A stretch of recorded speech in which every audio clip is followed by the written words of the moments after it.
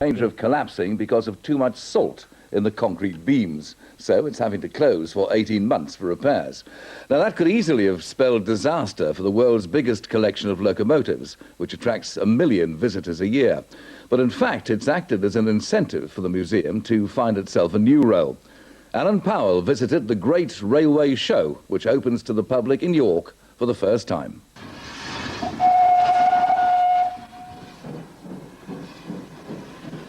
The trains now standing in York's old goods station are a completely new departure. Up until now, the National Railway Museum has been dedicated to the mechanics of the train. This new exhibition is about its heart and spirit.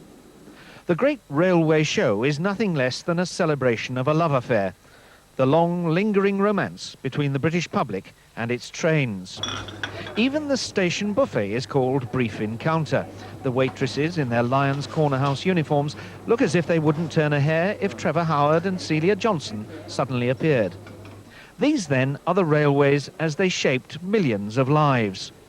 So, is it a recognition that the National Museum originally got it wrong? I can see why that point of view comes across, but no, we've always aimed to do something like this, to show something of the social, the glamour and the romance of travel by train, both the passengers and freight as well. This is the second act, if you like, and we've several more acts to follow over the next 5 or 10 years. Now, who is this meant to appeal to, then? Well, I think this particular display, with its theatre, with people standing alongside the carriages on level rather than from wheels and looking up, is for the family visitor.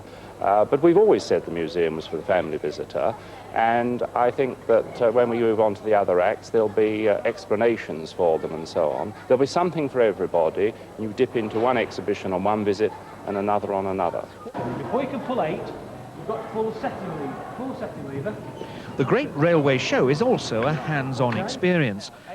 And in the way that a static museum never can, it captures the living reality of steam locomotion.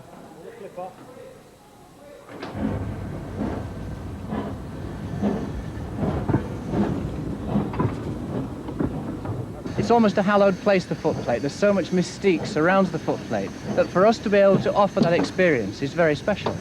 Today is the first time that the National Railway Museum are having the chance to try something new.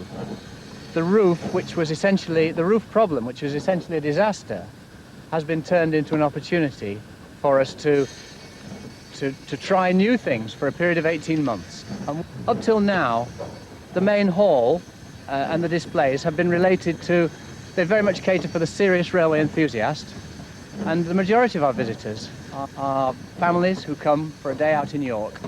And whilst we must still be able to cater for the serious railway enthusiast with our support services, then we feel that this is more what people will want. And the Great Railway Show is open from 10 o'clock until 6 o'clock, Monday to Saturday, and on Sundays from 11 until 6. It's due to end its run at the end of the year.